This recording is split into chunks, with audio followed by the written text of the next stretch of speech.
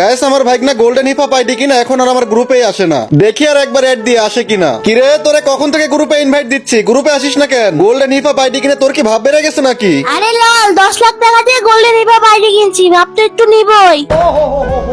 नहीं देखा जा रहा यार। ও আচ্ছা তাই নাকি? আগে তো বট আইডি নিয়ে সবসময় আমার গ্রুপেই পড়ে থাকতি, 2 দিন হয়েছে হিপ আইডি কিনে আগে সব ভুলে গেলি। আরে বাল আগের কথা বাদ দাও, এখন আমার কাছে বাংলাদেশের সবচেয়ে দামি আইডি। আরে আইডিতে যে কালেকশন আছে তুমি দেখলে জায়গায় প্যান্টে ইস্যু করে দিবা।